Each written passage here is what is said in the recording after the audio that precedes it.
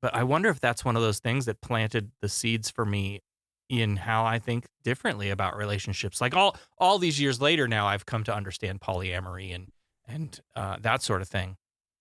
That the idea that, that one person is supposed to provide for all of your needs is kind of Yeah. nuts. It's kind of silly. And I like that now there are more options, or yeah, not really options, but we're getting out of this way of thinking that a relationship should look like this, and this yeah, is all, and if it doesn't look like this, then there's something wrong with it. And no, right. I'm glad that we're getting out of it. It's even taking me and watching the younger people in my life and in my family navigate Hmm. what a relationship looks like. It's not man and woman all the time. We're not living together. We don't get married all the time. We don't have to have 1.2 children. Yeah. It can look however you want it to look, and that's what I think is amazing. Perhaps I could use this as an excuse to go to those far-off planets with little polka-dotted people if necessary, and be able to talk about love, war, nature, God, sex, all those things that go to make up the excitement of the human condition. I'm Captain James Kirk. Captain Kirk. Kirk of the Starship Enterprise. And the ineluctable Mr. Spock. Mr. Spock, my first officer. Captain Dr. Spock of... I can't imagine. Kirk of the Starship Enterprise. Did I ever tell you about the time I saved Captain Kirk's life? Kirk of the Starship Enterprise. What a blessing to be able to live one's life over again. If the life you've led has left you unfulfilled. Peldor joy, everyone, and welcome to Humanist Trek. It's a Star Trek comedy Star Trek podcast. I always say that wrong. It's a comedy Star Trek podcast about the humanism in Star Trek. I'm Sarah Ray. And I'm Allie Ashmead. And we made it. We're at the end of the animated series. Finally. It's bittersweet. It is. But first, we went on a hike yesterday, and it was the most magical thing. My legs still hurt, though. I'm actually not that sore, but I was super tired, but I was expecting to really be in pain, and I wasn't. Probably because I went hiking a couple weeks before that, and that wiped me out. So now I'm... Yeah, see, it's been a while for me. It's been a minute. That was a uphill climb, yes. Would you say? What was this? North Table Mountain in Golden. This is not the hike that we had intended to do today. We were going to hike up to Mount Galbraith, but we got there and like the parking lot is like 5 spaces and it was fucking packed. And so how is that even fair? I know. To only have, everyone wants to go hike and you got no parking spaces for anyone. The nice thing though is that like pretty much you can throw a rock from one trailhead and hit another. So we were able to change gears at the last minute and go. We threw a rock. Yeah. No, we climbed a rock. Holy shit. We climbed a rock. So this thing was like straight uphill. How's it go again? Straight. All the elevation gain was all at once. Mm-hmm. But once you get to the top of this mesa, the views are fucking spectacular. Denver off in the distance was magical. Mm-hmm. It made me wish I had a better camera. And unfortunately, Bruce didn't get to come with us. Bruce was going to go, and that didn't work out. So we'll try again. Maybe, I don't know if we're going to be able to do it before winter hits, but it's nice hiking weather. Do it in the winter. Yeah, do it in the winter. Yeah. It doesn't have to be sunny and warm to go hiking. And so I've got to get that out of my head that that hiking is just a summer activity. Yeah. Yeah, put some layers on and go. Yeah. Allie, answer the communicator. The communicator's ringing. Is it? Oh, sorry, I didn't hear it. Hello? Subspace message from Starfleet. Switching to speaker. Okay. We have some email. Wait, I should say, hello, thank you for calling Humanist Trek. How can I help you? I love it. Oh, that reminds me, before we get into that. So, funny story. Mm-hmm. So the Google Voice number that we're using for the show, which you can call at 920-550-TREK, 920-550-8735. We love getting your messages. It was the same Google Voice account with a different number. that I used back in 2015 for Sarah Talk. And so the outgoing message was old school Sarah Talk. Thanks for calling Sarah Talk.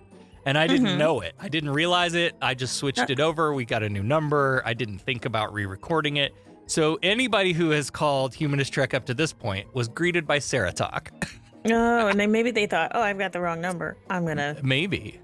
Yeah. So now we were going to need to add some custom messages to, if we can.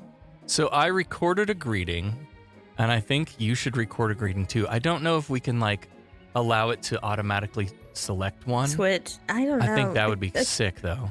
Yeah, that would be cool. I could do one as Guinan. Yes. And you can do one as one of those all-seeing gods that you normally do. Manage my seas God and manage. voice. Let me play the message that I did record. Thank you for calling the Humanist Trek podcast. Your subspace message is very important to us. We are currently experiencing higher than normal wait times. By recording a subspace message, you grant permission for your voice message to be included, in whole or in part, on the podcast at humanisttrek.com. Thanks for listening. Hailing frequencies open. Nice. Beep. I love it. Yeah, so give us a call. Leave us a voicemail. We love getting your voicemails. This week, a message comes to us from our friend Anders. Anders writes, "Hi gang, great work as always. I'm a bit behind though. On AI, because we recently talked about how AI is... The obvious moral failing of AI is that it is scraping the internet and stealing everything any of us have ever written or produced and using that to create new content without attribution, without royalty, without any kind of credit to the original person." Is that how it's doing it? It's not coming. There's no logic built in to come up with it. No, it's using.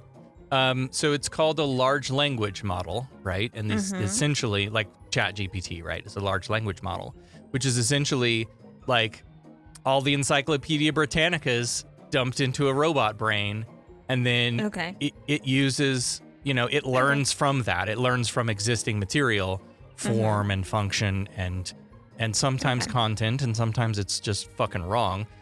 But yeah, so that is the prime moral, ethical dilemma with AI.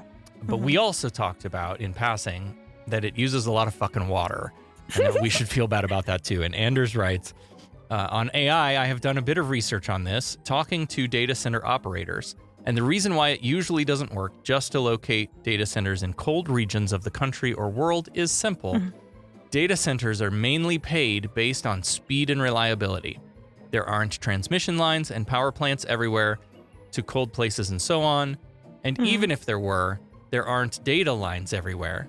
And even if there were, a longer data line means more potential for disruption and slower speeds overall. For this reason, data centers are mainly located in central areas where there's lots of electricity and lots of demand for data services. Okay, so that makes sense. That's why they can't just drop one in Antarctica. Okay. Yeah, makes sense.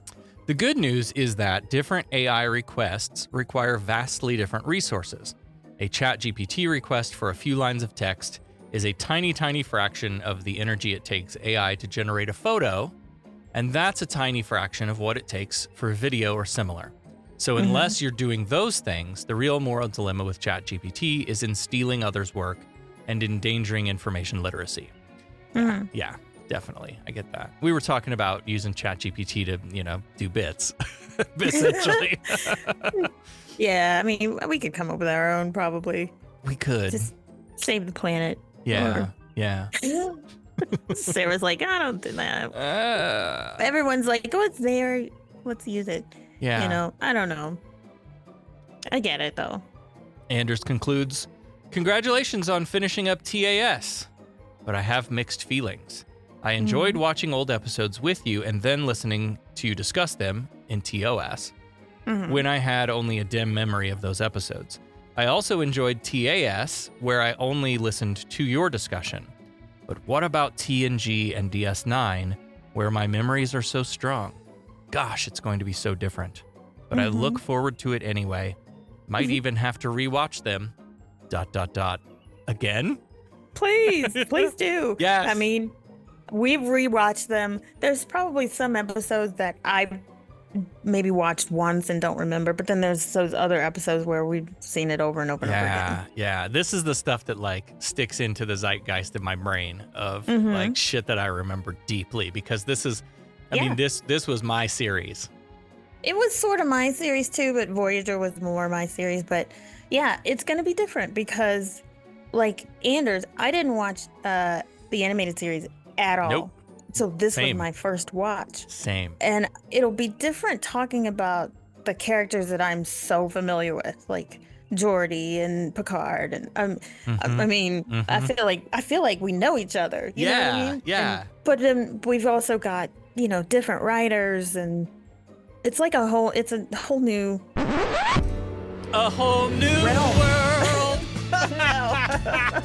I mean, it's just a different world from the original and the animated. Okay, so let's wind up the animated series then, and then get into what we're looking forward to in the next generation. Yeah. Sir, contact with an object. It's moving toward us. No visual contact yet. Deflectors, full intensity. Mr. Sulu, yes, Captain. Anything on your scanners? It's coming at light speed. Collision course. Visual contact. Anything, over? All wavelengths dominated by ionization effects, sir. All engines full stop. So we've gone through the flagship series, if you will, of TOS and TAS. And we've paid homage to the OGs like Shatner and Nimoy and Kelly and Nichols and Doohan and Takei, and also Gene Roddenberry and all of the OG writers and creators and production on the show. You and I have talked about this, and we've laughed and we've analyzed and we've laughed some more while we were trying to come up with what the humanist theme was for that particular episode, or whatever the overall message was. In some cases, the message was right in our face, or sometimes it was actually in the episode. Yeah, especially with they the would animated say it. series. It was part of the script. Is, hey, this is what this was about. And then sometimes Sarah and Allie had to dig for what the hell did we just watch? So on that note, were there any episodes that you and I that you remember that you and I just looked at each other and said, I got nothing? This is it's hard to remember. First of all, we've played this game before. Like, what do you remember? And fuck, man, it's so short term that it's gone. And like the one that comes to mind, the quickest is the last episode we did, because you know that's top of mind still. Where we're in the negative universe with the white field and the dark black stars and shit working, but your brain goes backwards, and who gives birth to who and how and when and all of that shit. Oh my God, that was definitely what was the point? I feel like even in episodes where like there was a good morality tale, like there still was some shit that was just like, wow, you guys are just writing off the hip right now. Like you what are you coming up with? Right. So that was the counter clock. I guess I like the mud, bringing back mud, but yes. I don't know that was there a theme there? I think it's like the mud and the tribbles. Sometimes I think it's just for fun. Yeah. Well, and again, right. So this was the Saturday morning special, and I feel like there's a balance between like just being entertainment and then being, here's what we learned today, kids. And I think they played both of those at different times. Yeah. Yeah. What about Spock 2? Just thinking of the dumb shit that this series did. The giant Spock clone, for example. Yeah. And that's actually a question later, but it's my answer to a question later. Okay. So, in the series recap for TOS, remember we did the segment where we said the science is not sound. Right. I know there's a ton of examples in this series where the science is absolutely not sound. And maybe it was because it was an animated series, they could just do whatever they wanted. But what are some of your standout examples of just what? What is this science you're showing? Okay, I have to look back at the list of episodes because I don't fucking remember any of them. We could go through each one briefly and say, what do you remember? Okay. We can do that because there's not very many of them. No, there's 22. So really quick. Okay. Lightning fire. round. Yep. Lightning round. I have the bell ready. Episode 1, Beyond the Farthest. Wait. Yeah. Beyond the Farthest Star. Although, who knows what Amazon calls it. The Enterprise finds a deserted ship orbiting a dead star. In 10 words or no. Okay, so you got to do this. Fuck 10 words or less. Beyond the farthest Okay, so star. there was this alien vessel of some kind that looked like a seed pod or something but I don't remember what it had anything to do with. It was the cloud. It was the first episode. It was the cloud entity, and they wanted to take over or something, but then they left it stranded on a burnout supernova, and they said, fuck you. And Oh, yeah, Melvar again. Melvar. Shit. It is I! Whoa, what a cheesy effect. I'm not an effect! Okay. That was okay. Okay. Yesteryear, so I remember more yesteryear, of, but yeah, that was my favorite one. Okay. Yesteryear was Spock going back to save himself as a kid. And I-Chaya. Oh, poor I-Chaya. one of our planets is missing. Episode 3. Come on. I hated it. Another mysterious cloud. This was like a planet eating. Like the cloud would go over the planet and like and kill the planet, right? That and then they had to evacuate neighboring planets, and there was somebody that was a ex-Starfleet that was on the planet who became an ambassador or a king or a president. Remember? No. Does that sound familiar? No, I okay. don't remember that at all. He had a daughter, and they were gonna take the kids off first or something like that. And he was going to stay. He was a governor. Yeah. No. The Lorelei signal. Okay, the Lorelei signal. I remember this one. This was the sirens.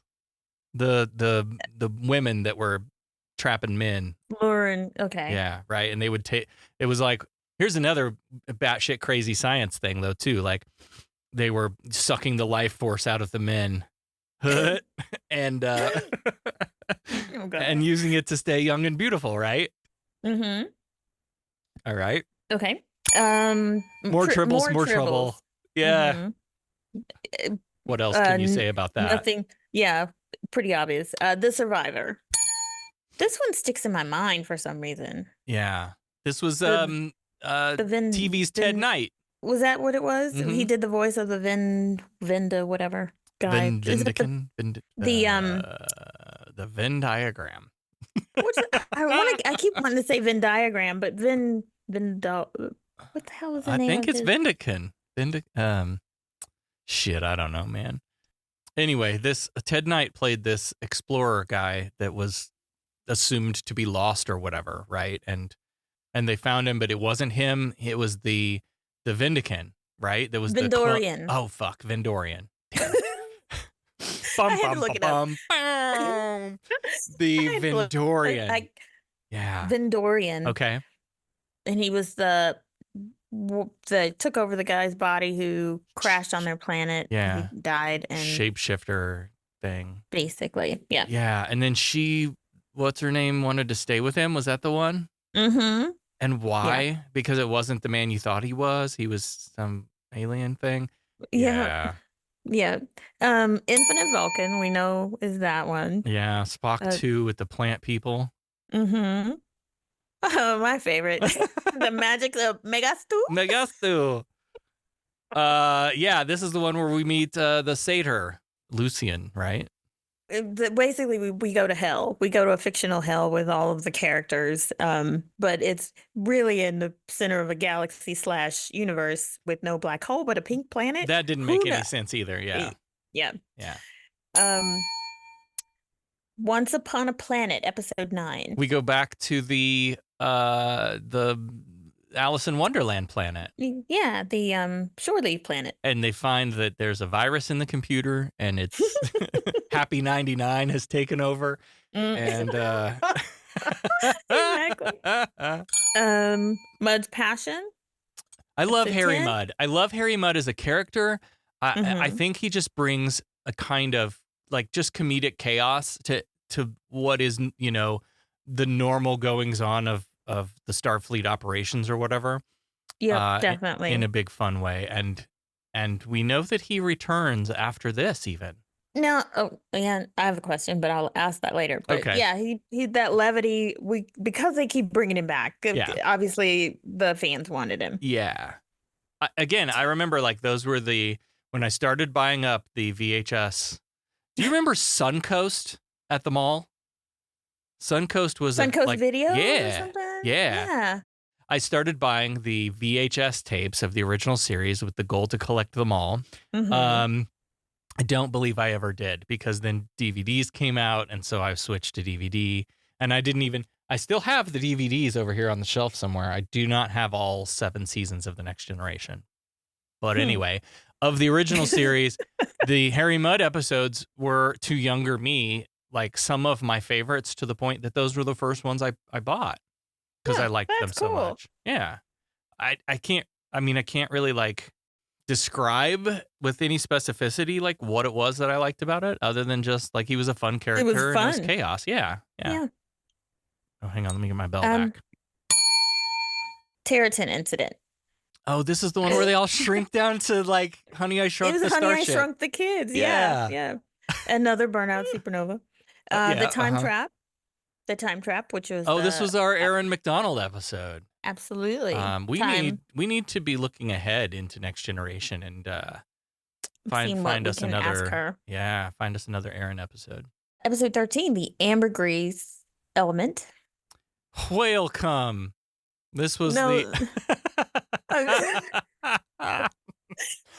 this. So this is the one. This is one of those we took away, like you said, some of the lessons are like really fucking hard to find, and then others are they really did make us think. And this was one of those where like they're transformed into water people and they meet this underwater civilization, and at the end, like there's this contentious old people want to do things their way and young people want to do things their way. Like we took that theme and the solution that they came up with, which was kind of unique, into our panel.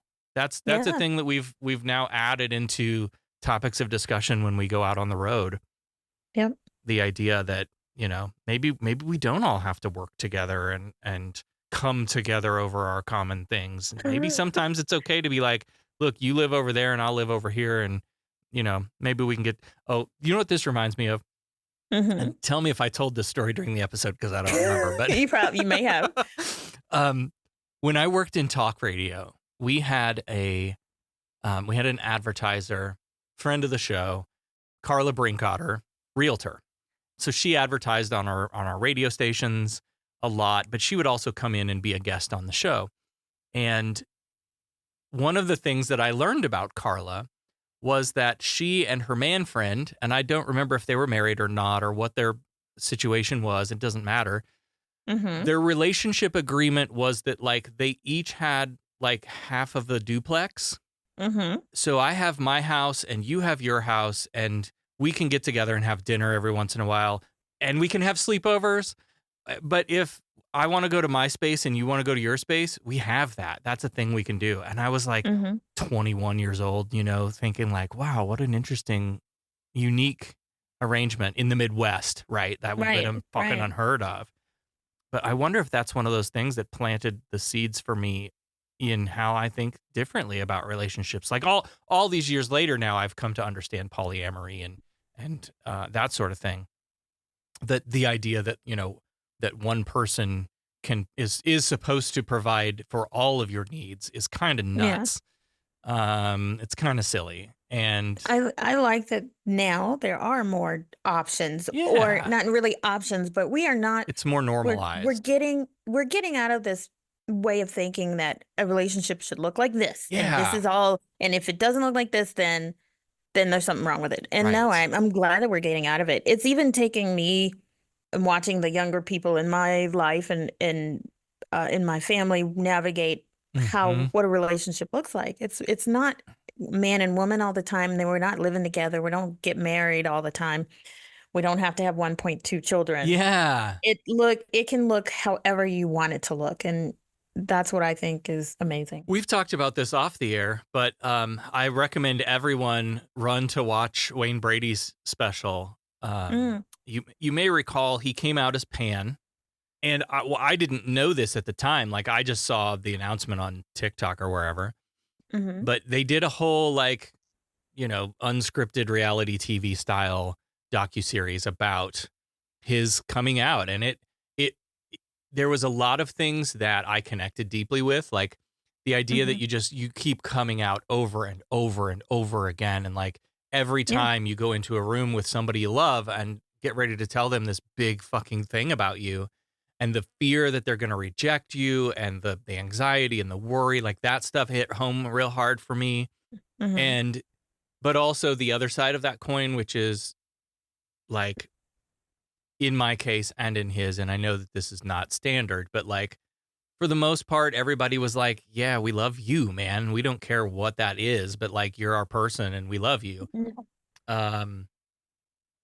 We don't always get that. And we don't always get to see that, because so much of what gets attention in the narrative is the negative stuff. Yeah. Is my family rejected me and kicked me out of the house and all of that kind of stuff. So it's, in a way, it's good to see that the positive side of that too. But also, like, the way his family, he calls the core four, are set, the way their relationships arranged is really unique and interesting too. So he had his daughter Miley with, I can't think of her name, but they were married and they had a daughter, and then they separated. They got divorced. But she's still like his manager in a way, and they co-parent together, and they still deeply care about each other, and that's a unique thing in like, when a relationship's over, it's over. That's how we're taught. We're taught, like, when it's done, it's done. You just go your separate ways. You don't talk to each other ever again, or whatever dumb expectations that are put upon us. Right. And here's a few things. Here is a black man raising children, being involved, that this is a thing that we don't often see on TV either. Or we don't see it depicted, at all. Right, Yeah. right. And then that the parents of a child, don't hate each other's guts, right? And they recognize that there's still some value to a kind of relationship, but that the romance is just not there, that that kind of love, the romantic love, is not there. It's a platonic thing, and that's okay too. We don't ever see that. And then he does this big announcement to her, and part of the announcement is that, spoiler alert, he's got another baby too with a different baby mama. And so that's interesting. And she's kind of a bitch, and Miley hates her. This is where the drama of the unscripted realities, they really gotta have the hits. drama. You gotta have it. But like, okay, well, now she's in the circle. She's back in Wayne's life, and they have to figure out how to co-parent a child together. It's just so interesting. And isn't his ex-wife? She's got a boyfriend, and that's the other part, right?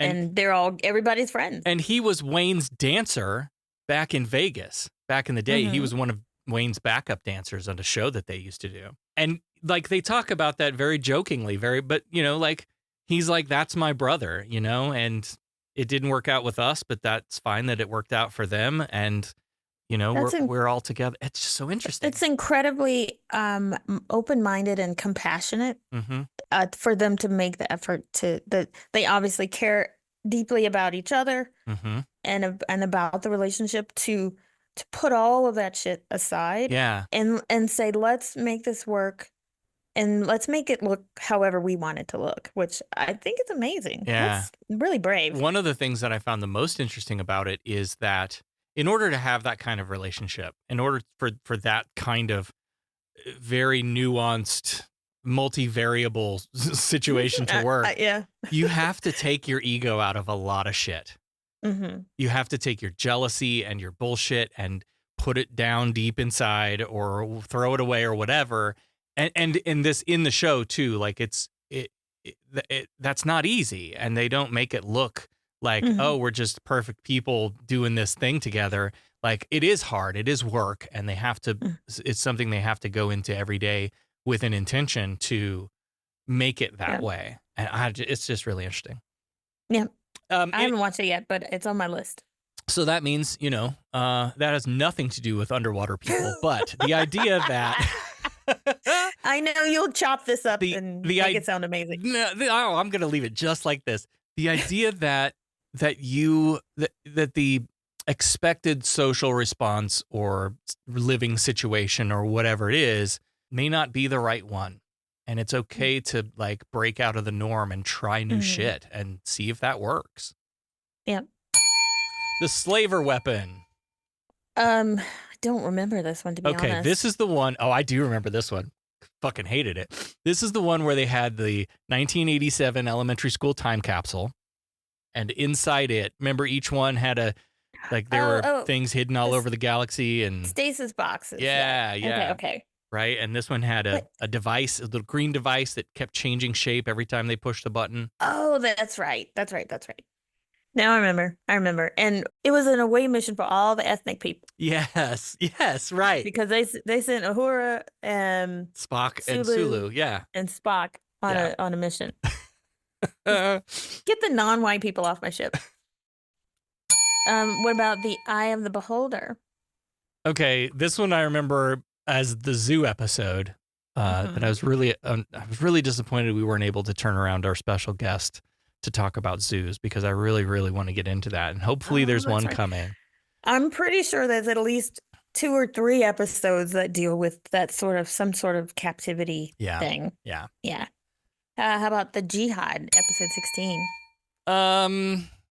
Jihad. Something about a religious artifact, but I don't remember much about it. What was the?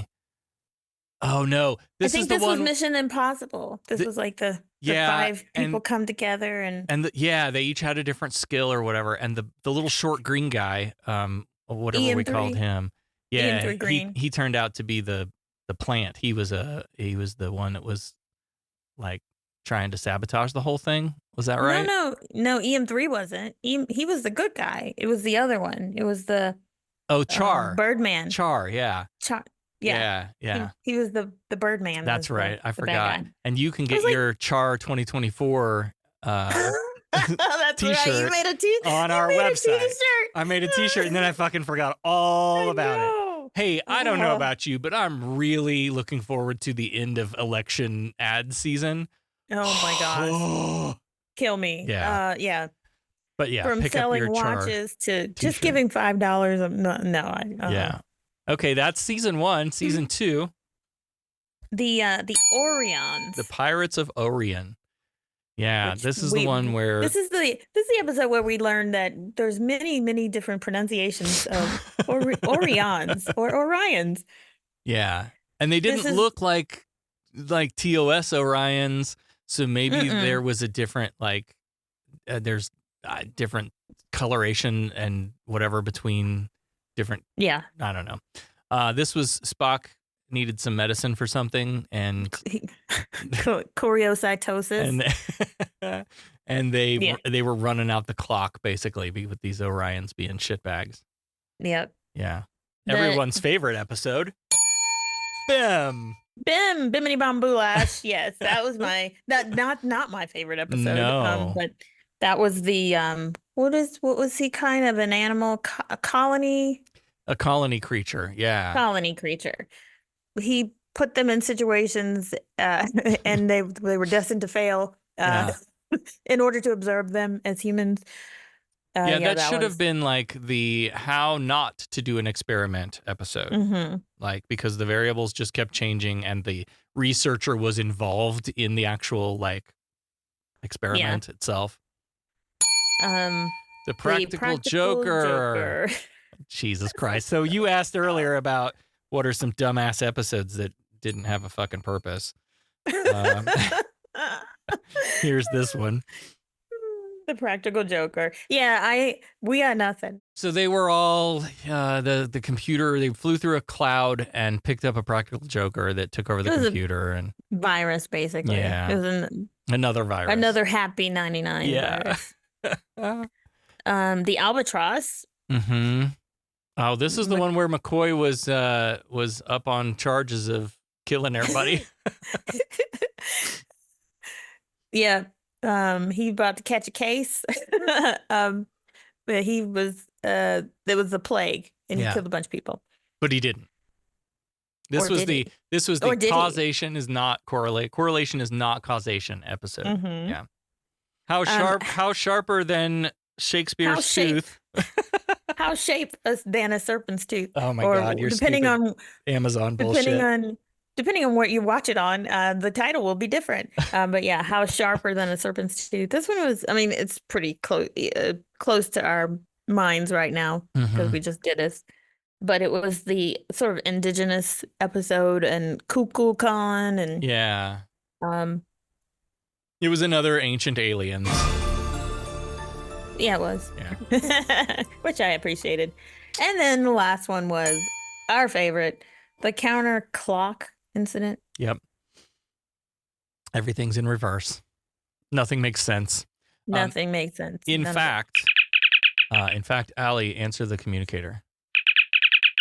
Thank you for calling Humanist Trek. Please hold. Subspace message from Starfleet. Switching to speaker. We did get a response from Stefan. We asked the question, how does any of this make any fucking sense in this episode? Mm-hmm. And Stefan replies, answer, none of this makes any sense. I tried to make sense of it, and it really just, the science makes no sense. Mm-hmm. The biology makes no sense. How can you start out old and become young? Yeah. Yeah. Is there something that you would ever want to see revisited, or maybe even a complete do-over?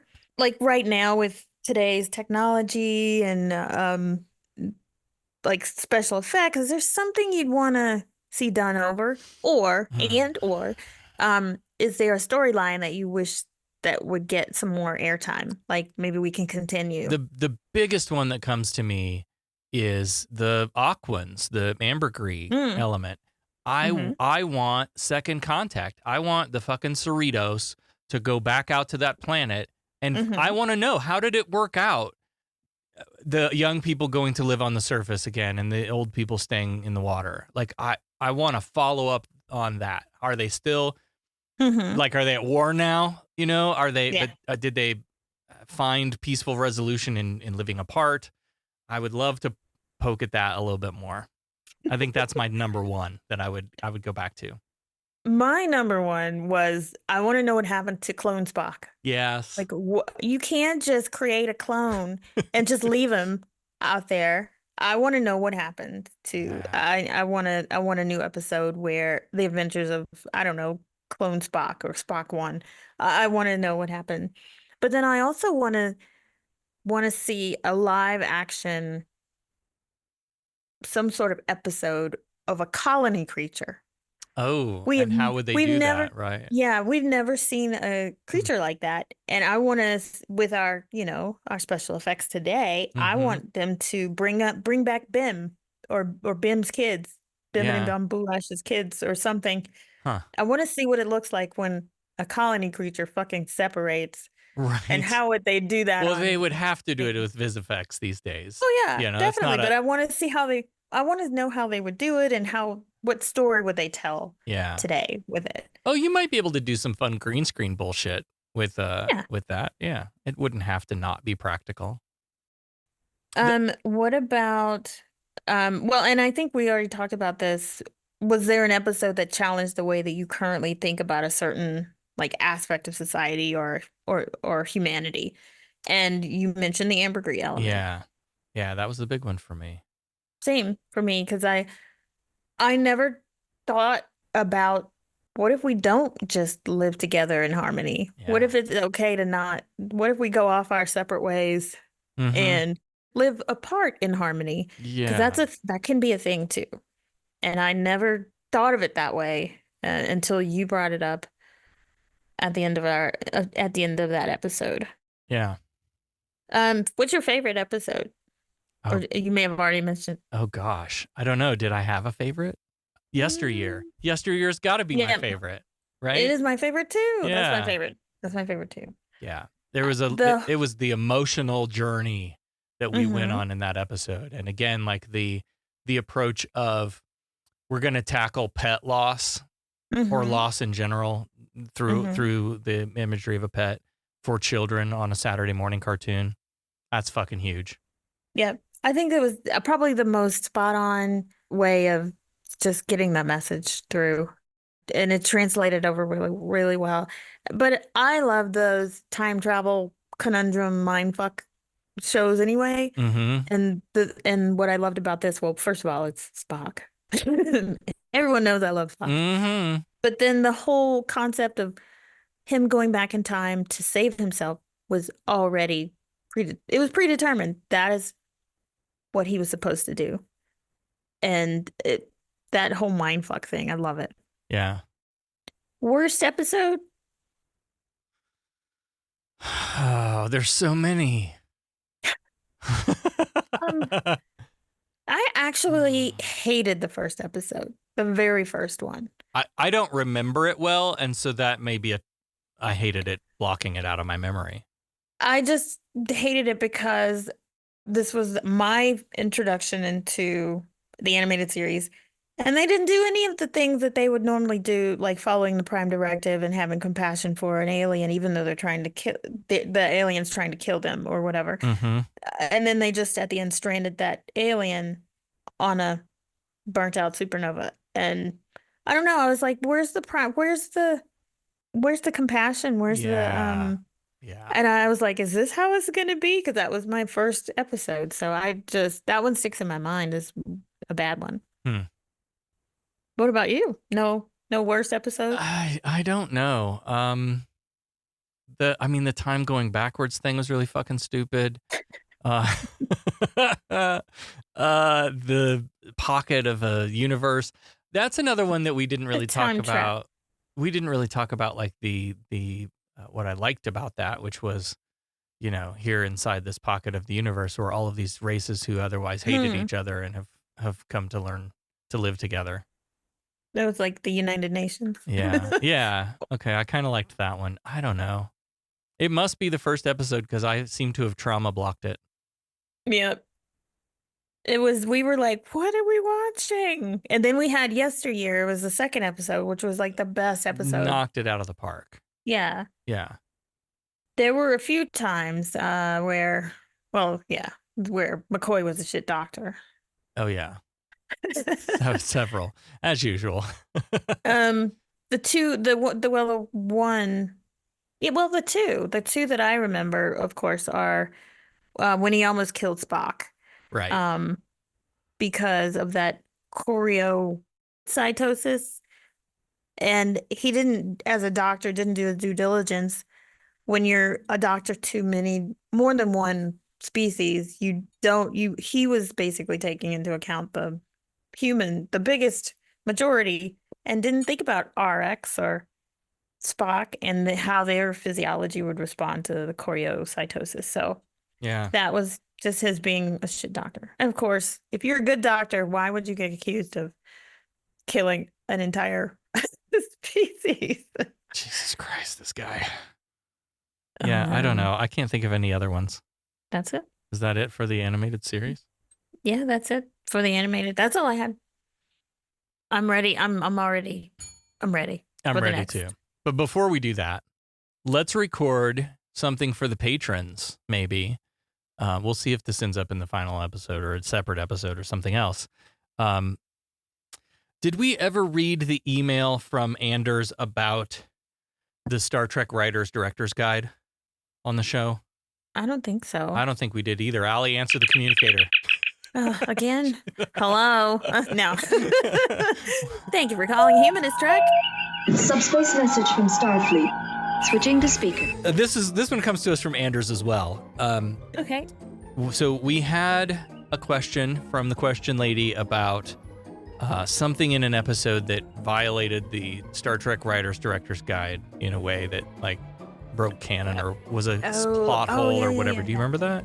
Yeah. I don't remember what the answer was, but I remember the question.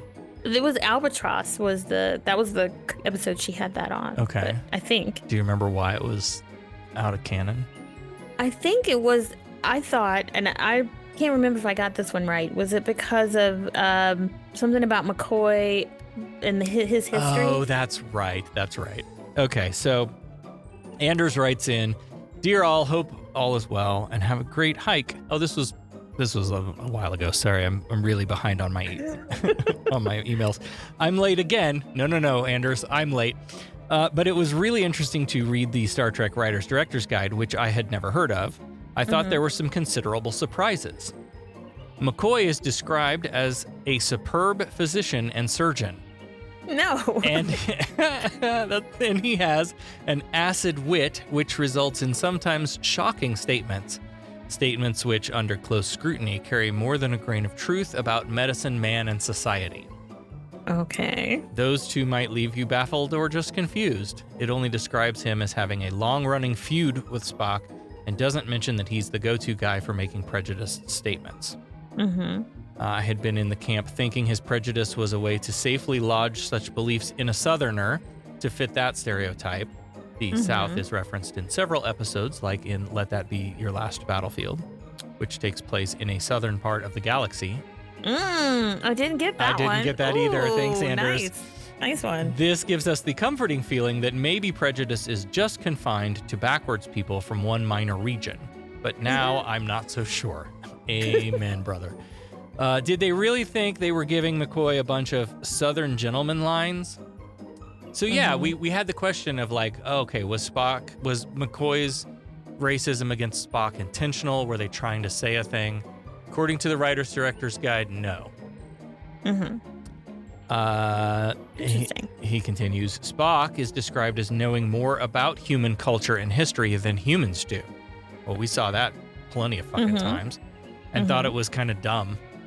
Anders says that was one thing that has annoyed me, how he seems like the Data of TOS, correcting others about Shakespeare and the Bible, things that logically he might not have studied or memorized growing up on Vulcan, and focused on rational thought. I figured the writers were just told to put any factual background exposition into Spock's lines, but it seems this part of his background was set from the beginning. I guess it's better than having the humans always explaining history to Spock as if he's a child. Yeah. Okay. Yeah.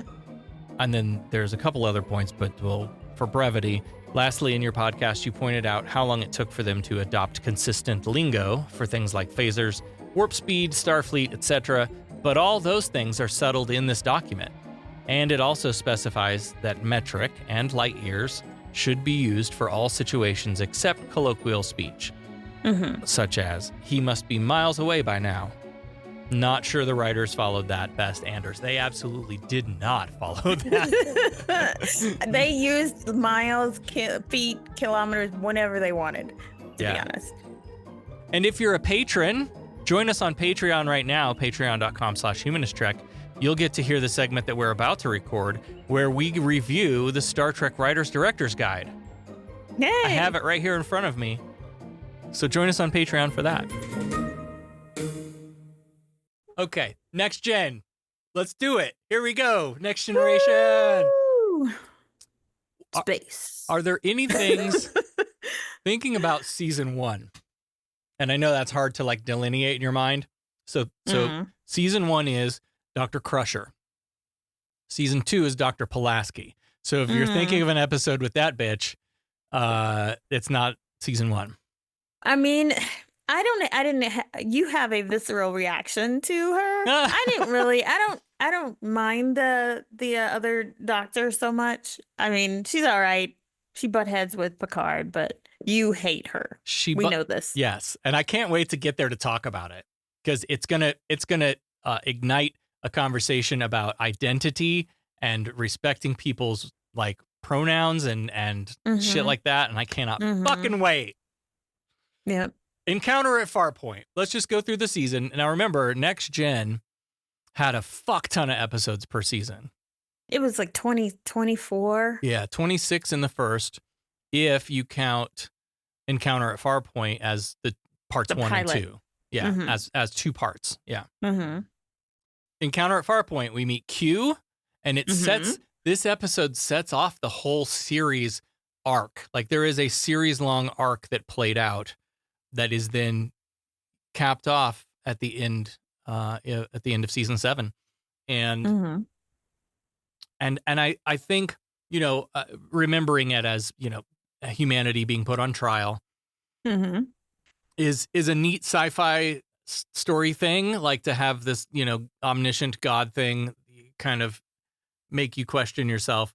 But then we spend the next 7 seasons exploring humanity and how we are improving and where we're not, maybe, and then it all comes full circle at the end. And I think that's one of the things I love about this series. And I think now that I said it out loud for maybe the first time, I think that answers for me why it's next gen for me over Voyager or DS9, because I didn't feel that with either of those. Weird. Okay, Weird. that's weird. What do you remember about Encounter at Farpoint? That episode specifically, maybe just that they had this is stupid, but I remember them having to, and let me know if this is the one. Okay. Where they had to like evacuate the ship, right? Oh, no? yeah. Yes, I think it was. And I just remember seeing this guy, one of the extra crew members with a dress on. Yes. That's walking in when they're doing the evacuation, and I'm like, hey, I never noticed that before, but yeah, I was like, that is so cool. That was 2 major new things. So that uniform is called a scant. I love it, and I fucking love it. Yeah, it's so amazing. And of course, the saucer separation, which is why they were all running through the corridors. Right. Yeah, so the ship can come apart and do 2 different functions and then come back together. Fucking brilliant. Hey, it's a colony colony ship. What did it was colony? Yeah. Interesting. What about so the Encounter at Farpoint was all about this alien race that was using this alien entity to like magically provide it things, like it was being subjugated, and the Enterprise comes and solves the puzzle and frees them, and Q's like, haha, that wasn't the puzzle. The puzzle is the next 7 seasons of Star Trek: The Next Generation. You'll solve it, maybe you won't, but it wasn't just about today. That's what I remember of Encounter at Farpoint. Also, big fan of the next gen uniform. That was my uniform too. That's the one that first one that I had, that my mother made for me from the pattern that we bought from Intergalactic Trading Company through the mail. I don't think I've ever worn a TNG costume. But I would, that's a goal for me, is to get one of those. Since we're in this season or series now, we have to show up at cons with TNG exactly uniforms. Yeah. And also they reverse the colors here, right? This is where the colors change. Gold is no longer command. Red is now command, and gold is operations. Those 2 switch places. And of course, the over-sexualization of Deanna Troi in all of her skin-tight cat suits and stuff. The next episode was a remix of The Naked Time, The Naked Now. Yep. So again, we've talked about how like so many of the original like TOS writers and crew like came back to kick off TNG. And so you see a lot of those stories that would have been TOS's next season are in here. But those are always fun. And of course the memes with Tasha and Data and what happened with them. So good. I feel like I have an aversion to the callback the way they do, right? So in that episode, they're like, oh, I remember this happened with James T. Kirk and the other Enterprise. And it's like, oh, that's awful convenient for the story. Like that, I think it's weird calling back like that, because that's the only stories we knew. Right. I don't know. I feel weird. Maybe I'm off base. I don't know. Code of Honor. That's the one where Tasha had to fight the what's her name in a really racist episode. Oh, is that the one where they considered women property or something like that? Is that the one? And I don't know them by their name, but yeah, I don't know them by their name. The Last Outpost. I think that's the one where we meet the Ferengi for the first time, and Armin Shimmerman talks about how he regrets a lot of the choices that he made in how he portrayed the first Ferengi. But that's where we saw the whips on the planet with like all the little dilithium crystal things growing out of it. Where no one has gone before. That's the one where we meet the Traveler. The Traveler, and they come aboard and warp the Enterprise like way the fuck away to where no one has gone before. No galactic barrier though. Don't remember. Lonely Among Us, I don't remember from the thumbnail. It said something about there's a conference, and like a intergalactic conference of some kind. They encounter an energy cloud. Of course they fucking do. Yeah. And it of course affects the ship and the crew, so. Justice, I remember very, very vividly. God, I remember that one. Who can forget those ball showing outfits? I mean, we saw everybody's balls. We saw everybody's nipples. Everybody's everything. Everybody's camel toe. Yeah. Yep. Riker beams down and he's like, "This is my kind of place." Hell yeah. But then Wesley falls into the flower pot and fucking gets put. Breaks a law. They're gonna put him to death for tripping on a pole. The Battle. I believe this is the one where Ferengis again, and they've come to return this thing to Picard that was in his. They come back with the starship, the Stargazer, Picard's old ship. The Stargazer, and in his quarters is this trunk that has a orb in it that the Ferengi can use to control his mind. That's the battle, and it puts him back into this battle with the Ferengi. Okay. Hyde and Q.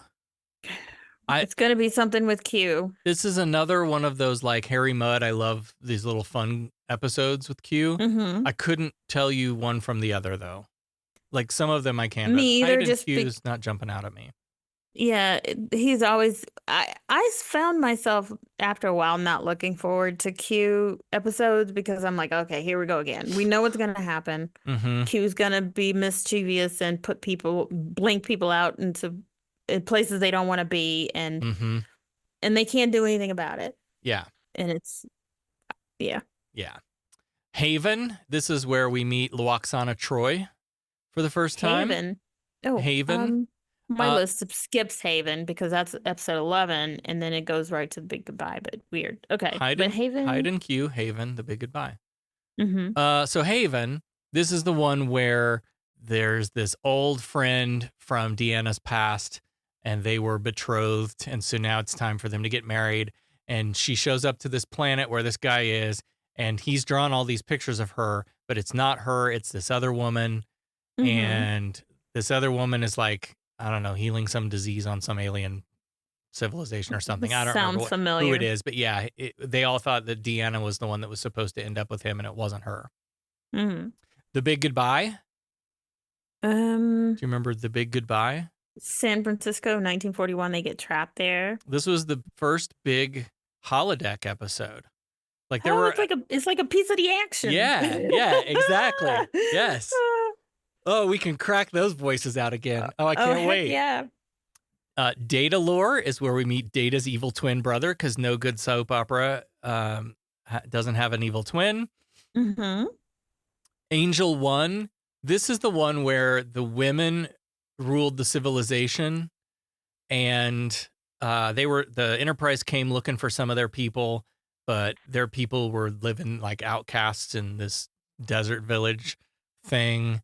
And because the men on that planet were subjugated, it's like the gender flip-flop. I like it. I think I remember this. 11001001. Do you remember that one?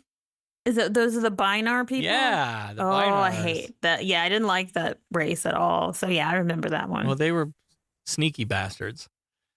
Too short a season. That's the episode. Is that the episode we do our thing on? No. What the hell is too short a season?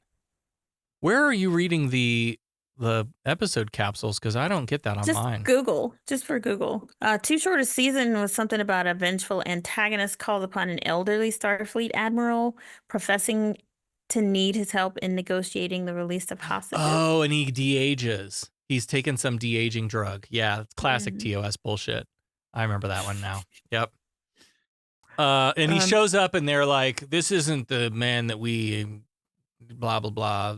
He had negotiated peace for them before, and he was the only one that they would allow to be the negotiator.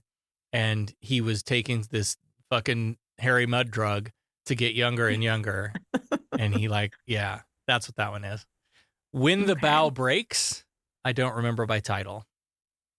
Inhabitants of an advanced planet who can no longer reproduce plan to kidnap children from the Enterprise. Oh, I do remember this one now. Yeah. Wesley has to be like leader of the children. Isn't this Miri all over again? Yeah, or something? yeah, right? Hey, they were finding their feet in season 1. Home Soil. Was this one about that we were relocating some settlers or something? What was that one about? This one was microscopic life form declares war on humans, takes over the Enterprise lab, and threatens to destroy the ship. Yeah, that's right. They tried to go in and it turned on the laser. It was, killing people in the laser booth. I remember that. Oh boy, I get the right rhymes again. Yeah. Coming of Age? Wesley. That's got to be a Wesley I think episode. I remember that. Yeah, Wesley takes the Starfleet Academy entrance exam, and Picard finds himself the subject of an investigation into his competence. Is this the one where Wesley was... No, I don't think it was. So that was not the one with the girl he fell in love with. The Starfleet entrance exam one is the one where the test was the test. You know what I mean? Like it was, you didn't go in and sit down and take out the little Scantron and fill in the bubbles. You were being tested situationally, and you didn't know you were being tested. Yeah, that's what it was. Heart of Glory? Klingon fugitive hijacked the ship, and Worf finds his loyalties divided. Yeah. Okay, so now we're starting to... I don't really remember the details of that one, but I remember him being like, you weak pussy joining these humans. Where's your fucking honor now, bitch? The Arsenal of Freedom. This is the one where there was a planet that they arrive at, and there's an automated system in operating on this planet that's trying to sell starships weaponry as they come by, defenses and weaponry. And so Riker and the gang beam down, and they start getting shot out from these drones and shit, and that they keep leveling up each time they come. They get a little stronger and a little smarter, almost Borg-like. Yeah, interesting. So, do you remember that one at all? I remember that vaguely. I remember that one because it feels very TOS to me, and because so many of the alien planet sets were still, they ran down to the Home Depot and bought a bunch of big bucket plants and put it against a colored wall and called it an alien planet. That was still happening here. Yeah. Symbiosis. Is this about a Trill? No, this one, it says Enterprise gets caught in a feud between the planets Ornara and Brekka over cargo that the Ornarians claim they need to survive a plague. I vaguely remember that. Doesn't, I think if I saw the pictures, I would probably recognize it. Yeah. Skin of Evil. Famously, spoiler alert, this is where Tasha Yar dies. The black goo monster. The goo. Yeah. We'll Always Have Paris. I don't remember much of that one either. I don't either. And the description doesn't. The title suggests to me love story, that a love interest that couldn't be. Maybe, because it does have something to do with Picard and a woman. So Okay. there's a Dr. Paul Mannheim. He's been doing time experiments, and there's a malfunction, and it threatens to rip open the fabric of space and time. Oh And no! Oh my gosh! Picard is the only one who can save them. Something, yeah. So something like that. But it doesn't sound familiar. But once I see it, I'll be like, oh yeah, I remember. Yeah, this. same. Conspiracy. I didn't think this episode was that early in the series. Conspiracy is the one with the little bugs that like bore into the back of their heads or whatever. You know what I'm talking about? The little alien things that take over humans by. Wow. I don't quite remember. It sounds familiar. Yeah. In 1988, though, y'all. Mm-hmm. And finally, one of the answers to a very early Starfleet Academy Cadet Challenge question, the final episode of season 1 of The Next Generation, the neutral zone. We go back to the Romulans again. I don't remember anything about it other than that. Yeah, I want to be one of those people who, if you spout off the name of an episode, I'll know exactly what that means. But I'm not one of those people yet. Maybe going through this, I will be. But right now, someone will be like, oh, the one where, that's what you'll have to do for me in order for me to remember. Well, I feel like I got quite a few of these. I wasn't keeping track, but yeah, I maybe missed like 5 or 6, I think. I don't know. I don't remember most of them. What are you most looking forward to? See, just talking about the characters that I grew up with. I'm like, I love Spock and all of them, but these are the characters I know better just because these were grew like up with them. Friends coming over to visit once a week. Right. I was a teenager when this came out. And older. Yeah. How old was I? I was a teenager when this came out. So I was familiar. I knew who Geordi was, and I loved Data and Picard, and I don't know. It's going to be weird, and I feel like there's a little more pressure to do all the episodes justice. Yeah. Because this is my childhood. And no pressure. I know, right? I'm looking forward to more complex. I think I said this before on the other podcast, but the more complex problems where they're not all black and white to solve an issue. Yeah. And it's a little bit more. You got to think a little bit harder to solve a problem. I feel like we get further away from this as we go through the series from this point. The way that TOS leaned so fucking heavily on Shakespeare and said, "Hey guys, we're doing a Shakespeare this week." I'm looking forward to less of that and more contemporary feeling stories, if that makes any sense. Because sometimes they get into the Shakespearean stuff and I'm just like, okay, this is from a different time and I don't connect with that in any way. But where this is, and again, it's because it's what I grew up with, but like this is more modern, more contemporary for us, I feel. Yeah. I'm looking forward to falling in love with these characters all over again, and looking at it again from a different lens and maybe seeing something I didn't see before about Worf or about Deanna or Riker and Data. Yeah. Yep. Well, let's get Becca in here and do a question to kick off Star Trek The Next Generation. Captain, Starfleet Academy is requesting an update on our estimated arrival. Finalists, please take your seats. I must admit you have a very fast mind. Once I realized it was a trick question, there was only one answer. Although only one student will be chosen for the Academy, any of you could easily qualify. Candidates, good luck. You got called to the superintendent's office. It's a story I'd like to hear. Becca joins us now with the very first question for our review run of Star Trek The Next Generation. What on earth is our question for Encounter at Farpoint? This is a 2-part question. Is that because it's a 2-part episode? No. Oh. You doing... I'm doing part 1. Okay. I mean, we can do... 2 questions on part 1. We can do this for both. I don't know how you want to do it. It doesn't matter to me. I can come up with another one for part 2. Okay. That's fine. Okay. Okay, so this will be for part 1. Okay. Who was McCoy's cameo originally written for? And what was the cameo intended to do? Oh, Jesus Christ. I have a guess. My guess is Bill Shatner was supposed to come on as Kirk and pass the torch to the next generation. And he was being a dick about money, probably, but you didn't ask that question. Well, no, that's probably part 2 of the question. Why didn't that person? Fuck. No, okay. part 1 was who was it, and then the part 2 was why what was it it? intended? Yeah. Okay, so I say it was Kirk. I say it was Shatner.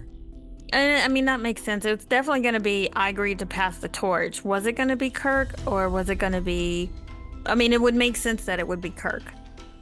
But in case it isn't, do we get, Hold on, you're talking me out of my answer. Oh my God. Allie, you should have just talked faster so you could.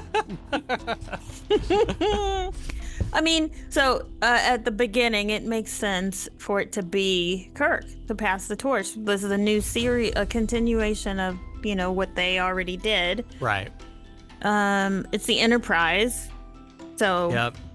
And to bring and intending to in passing the torch to like bring along the TOS fans with them, of course. Right. Because the old TOS fans. A lot of people were like, "This isn't going to be my Star Trek."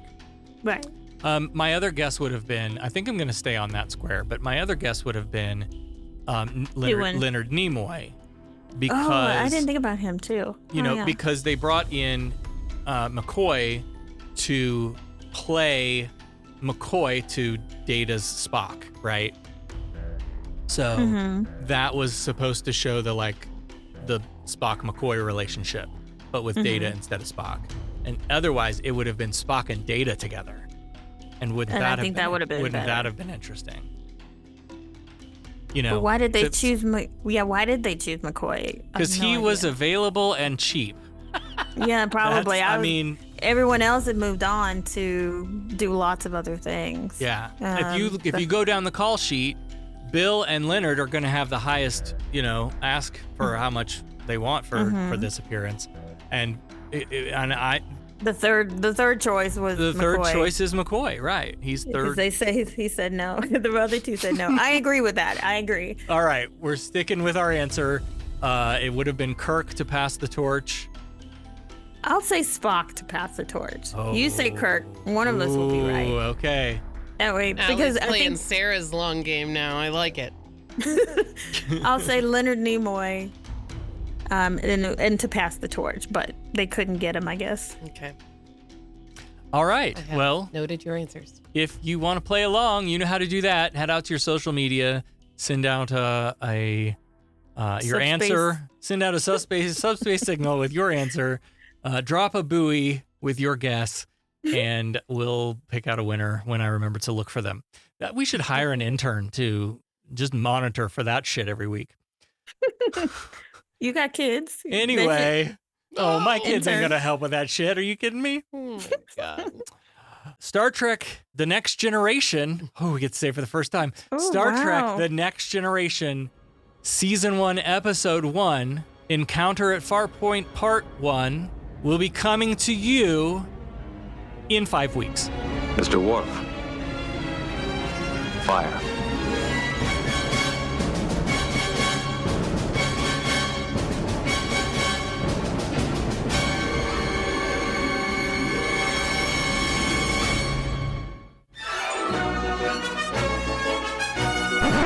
One of the things that I'm very much looking forward to in Star Trek The Next Generation is the season cliffhanger phenomenon, where Best of Both Worlds is probably the best known of these, where they build up this big fucking cliffhanger at the end of the episode, and then Riker says, fire, and the music builds, and then fucking 6 months you have to wait for the next season to start to find out what the fuck happened.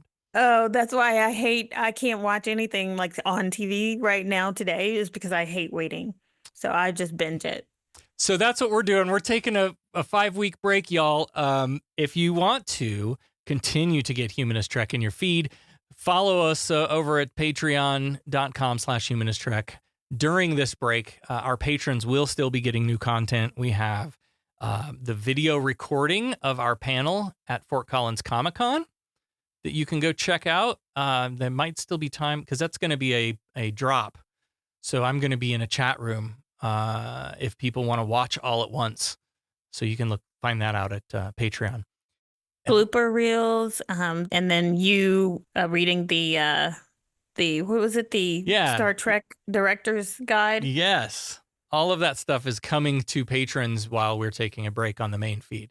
So, so join us at patreon.com/humanistrek and get all that bonus shit in your feed. It will not be released publicly, so you got to go grab it over there and help me pay my mortgage. Next time on Humanist Trek, Star Trek The Next Generation, Season 1, Episode 1, Encounter at Farpoint Part 1. Glory to your house. Make it so, number 1. Humanist Trek is available wherever you replicate your podcast. Follow us on all the social medias at Humanist Trek. Become a patron at patreon.com/humanisttrek. Open hailing frequencies to podcast@humanisttrek.com and visit our website, humanisttrek.com. Humanist Trek is a production of Sarah Austin Media.